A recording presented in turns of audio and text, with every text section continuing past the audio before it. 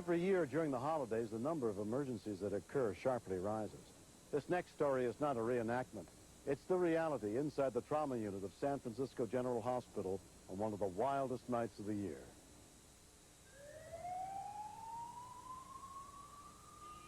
Tonight happens to be New Year's with not only a full moon, but a blue moon, and for whatever reason, crazier things happen, and it brings the crazy people out.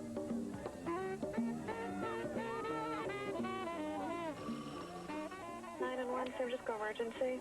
Someone has just been shot. 11:29 p.m. Is the victim He's in our store right now. is in your store? Where's he been shot? He's been shot near the stomach. Go. Hi, there's a victim shot in the stomach inside of the store at 1.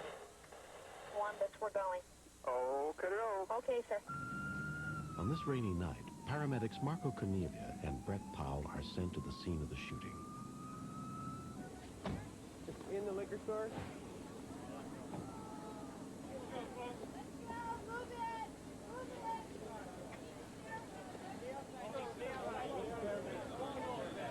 How you doing? Is it hard for you to catch your breath at all? Yeah? Okay. How many times did you hear a gun go off? Once. Okay. Did you see the gun at all? Small gun? Nice, partner. There was a supposed confrontation between the suspect and the victim in there. The victim viewed a fight between the suspect and his girlfriend. The victim went to intervene, and he was shot in the process. Single wound, as you see there. I haven't rolled him and looked at his back yet. We only heard a gun go off once. Doesn't know how big it was or what it was. You never know where the bullets go or what they've gone through. They could ricochet around. It's real important for us to get that patient to the trauma center as soon as you can.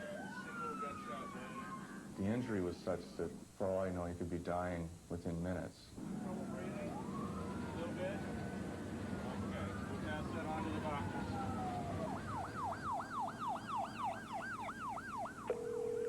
Emergency. Hi, this is Macy, Union Square. Yes? I have a crowd tearing down the tree in Union Square Park. But the Christmas tree? That's correct. Don't you see police officers there? They're all detailed there. They're all busy. Oh. All right. How many people are involved in tearing down the Christmas tree? About 20. 20 are climbing the tree. Someone's taking off decorations and whatnot. All right, we'll get somebody out there. Thank you very much. Thank you. Good evening. At the tone, Pacific Standard Time will be 11:40 and 50 seconds. We did send a squad in to try and get to the tree, and they couldn't.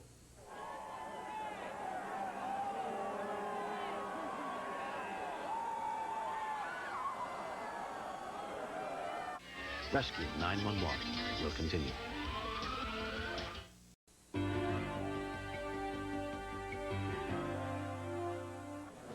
The 27-year-old shooting victim is admitted to the trauma unit of San Francisco General Hospital and examined by attending physician Dr. Ronald Diekman. When a bullet enters the abdomen, this very rapidly advances to shock and circulatory failure and death if an intervention is not done in a very timely manner. Open your eyes. You know where you are? Can someone call X-ray? Can't breathe. We need a chest X-ray. He's on 60 on the monitor. His pressure is 80. Okay. Is your belly hurt when I press on it right there? No, he's not going. Give it to me. And I'll hang it. 2 grams of T10.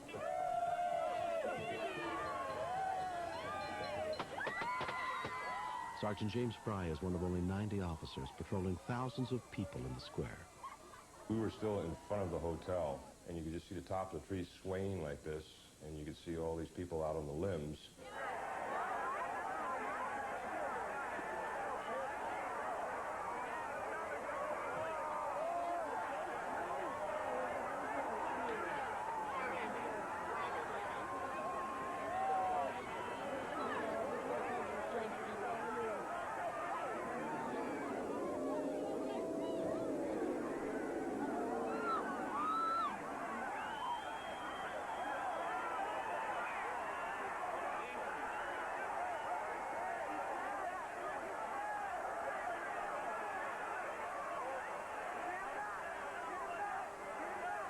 Good evening. At the tone, Pacific Standard Time will be 11:59 and 20 seconds.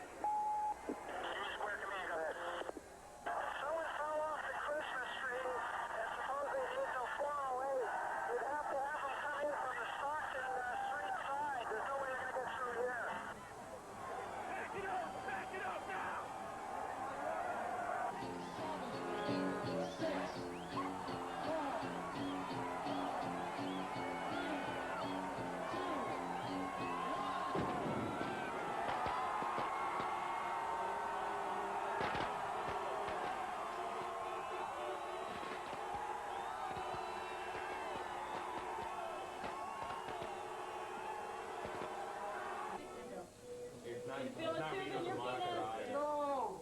Okay, we're getting a urine sample. Oh.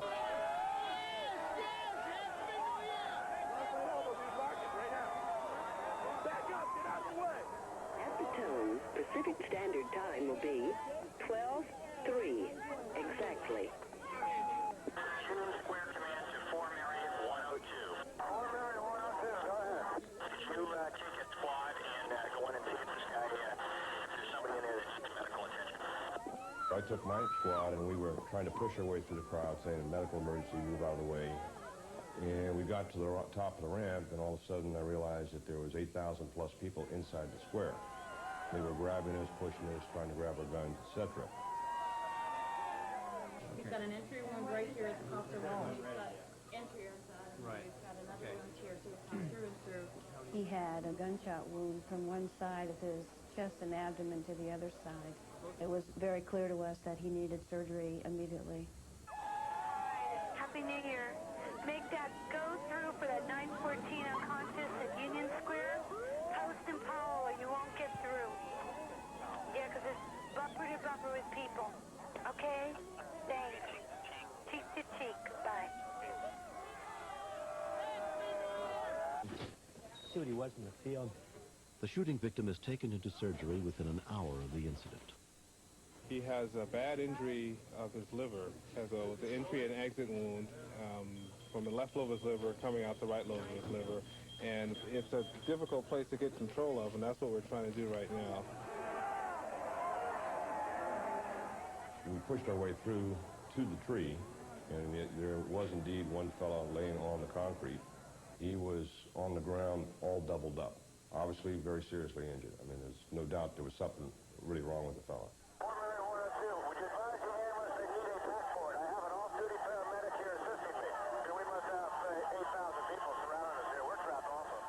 I got on the radio and I told them that we were surrounded, we were trapped, we couldn't get out, we're taking rocks and bottles, we need some backup, I need an ambulance, I do have somebody here that's hurt. There's an ambulance and fire department crew on Erie Street at Macy's, in front of Macy's.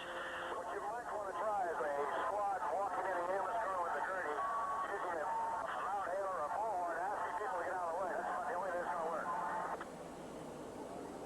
Paramedic Tom Leeper is one of many rescue workers dispatched to the scene. I couldn't imagine somebody climbing up that thing. I looked at it and I go, oh my Lord.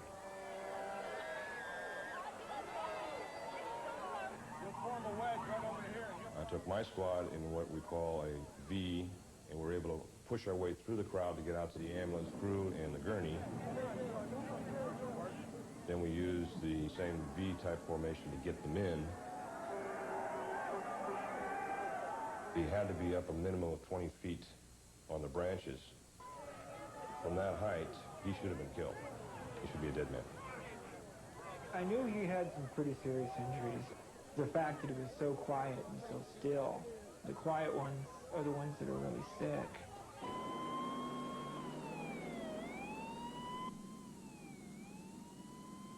He was somewhat intoxicated and attempted to climb the tree.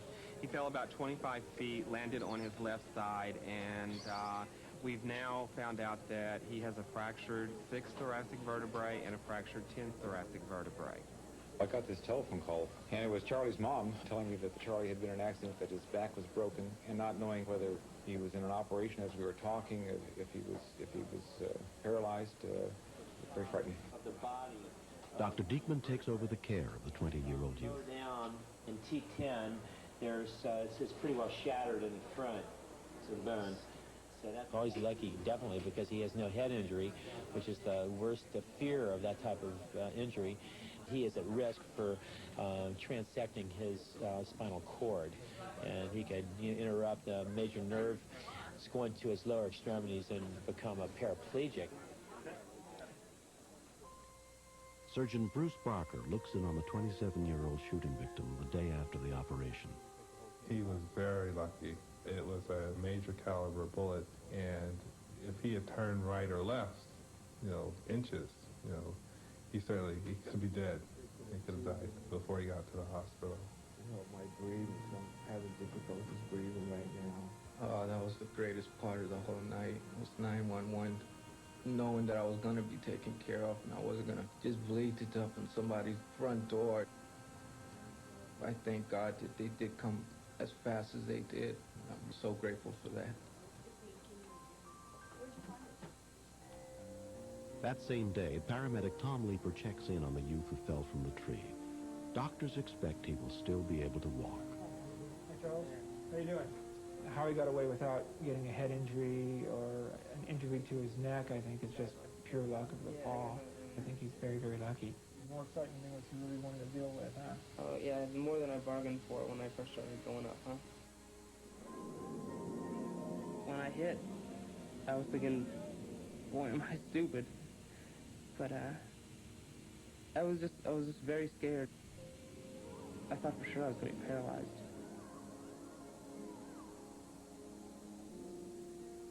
I don't know how to teach him about not being daredevils. There's no payoff. There's only risk. There's nothing to gain. The problem was we had been drinking, and that was part of the reason I made such a bad decision,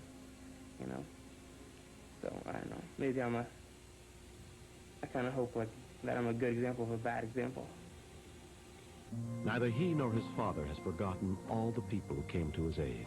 They were incredible. They did such a great job with taking care of me. I'm so appreciative that people will pick people up after they've injured themselves or gotten in an accident. They seem like angels of mercy. They're great.